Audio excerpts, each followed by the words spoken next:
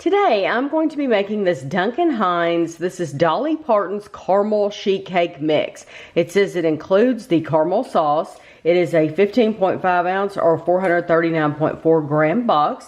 It was $3.48 at Walmart, $3.48, and you need 3 additional, well, maybe 4, it just depends on how you look at it. You need 3/4 cup of milk, you need 3 large eggs, and then you need 10 tablespoons of melted butter. That's for the cake. To make the glaze, you're gonna need 3 tablespoons more butter, but I haven't gotten that out yet because you don't use that until it's completely cooled off. And then you also need 3 tablespoons of confectioner sugar. So this is just for the cake itself. So you want to preheat your oven to 350 degrees. You want to spray the bottom and sides of a 9 by 13 inch pan with Pam baking spray. Okay, so what I did, and you know, I wondered, this is parchment paper. I wondered, why do they tell you to use Pam baking spray when you can use parchment paper and it comes out so easily? Well, they tell you to use baking spray because they're trying to sell Pam. They're trying to sell that product. Right. But it never occurred to me they're trying to sell you something else. So if you just use parchment paper, you won't have to use the baking spray at all. Just use this. So I'm going to set that to the side.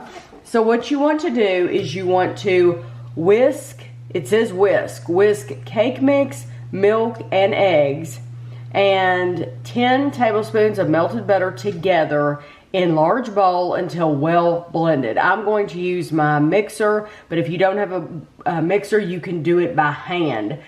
You want to blend it about 1 minute and then pour it into the pan and spread evenly. So in your box, you have your cake mix, and it says, well, this is caramel. So this is it says caramel CK. Huh. Caramel cake. Okay. And then this is your caramel, this just says caramel. So caramel CK is for caramel cake, I guess. Okay. That stopped me in my tracks for a minute there. Well, I didn't realize, I knew it was a caramel sheet cake, but it included the caramel sauce, so I wasn't expecting this to say, I was expecting it to say cake mix.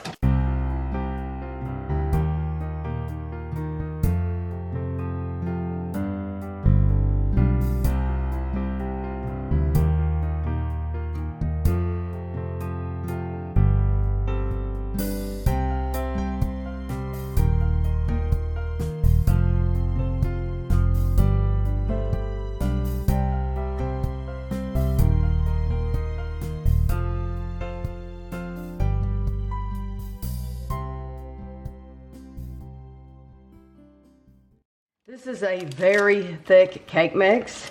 It almost reminds me like of a British cake mix, and that's probably because we didn't use oil. But I'm going to spread this out evenly, and then the directions say we're going to bake it again at 350 for 20 to 24 minutes. And so I'm going to set my timer right in the middle. I'm going to go for 22 minutes. But then when it comes out of the oven, I'll show it to you and I'll let you know how long it took in our oven. Of course, all ovens vary. And I'm going to remove these clips from the side of my pan as well because you don't want to bake these. This is how the cake looks after 22 minutes exactly. So we're going to let it sit here and cool completely before we move on to making our caramel sauce. Our cake is cooled, so I am going to take it out of the pan because I used parchment paper. Now, if you look at the back of the box, they cut it in the pan. So I'm just choosing to do this part differently because I did not buy Pam. So my pan is clean.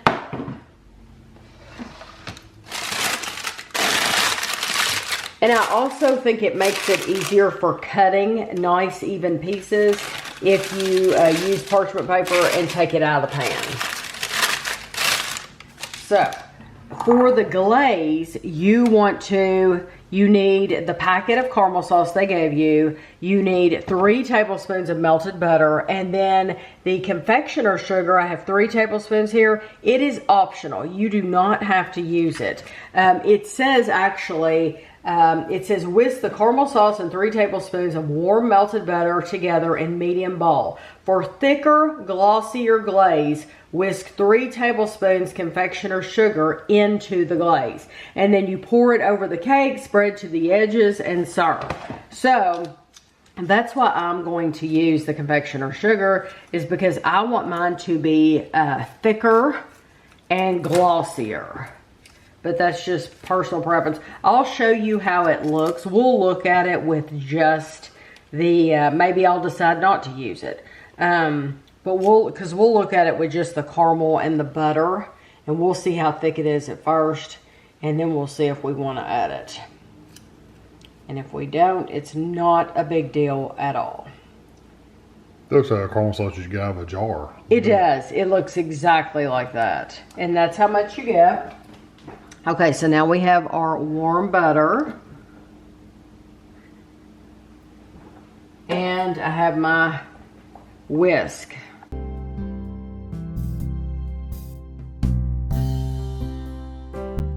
So this is how runny it is before we add the sugar, the confectioner sugar, and that's why I'm going to go ahead and add it. But they're letting you know, that's one more ingredient that you have to have, and not everybody might have confectioner sugar. So if you don't have it, it's okay. It's just going to be runnier. And you can see that really made this thicker, and there's no going back. So that is a very thick sauce. So now we're gonna pour this with it like this. I'll probably be spreading it. I'll probably have to get a utensil out and spread it.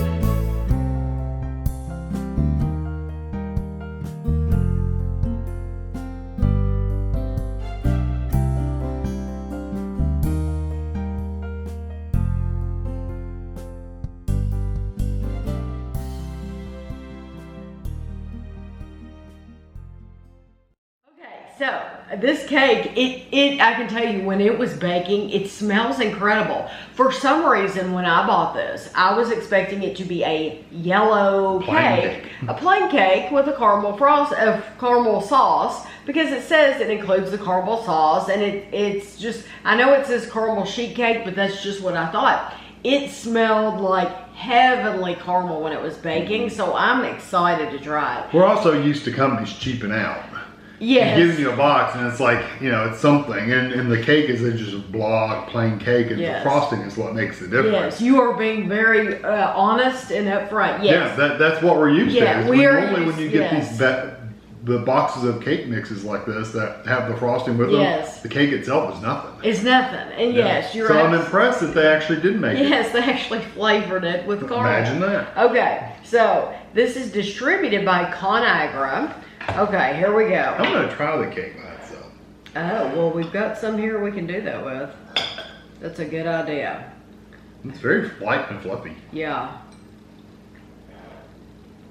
Yeah, there's a caramel flavor.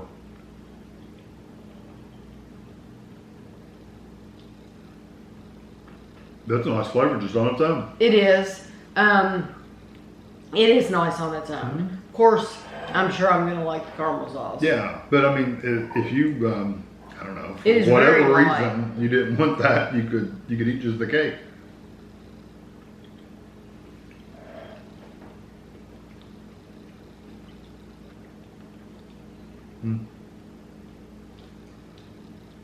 It definitely adds another layer of sweetness to it, that's for sure. It does. It does taste like a cooked caramel, doesn't it? Yeah. It's not quite scorched, but well cooked. I'm really impressed with that cake. Yes, I like the cake too. I like how light and fluffy, airy, Yeah, I like the caramel flavor in it. But as thick as it went in the pan, you would think it'd be really dense and heavy. It's not. It really rose really nicely.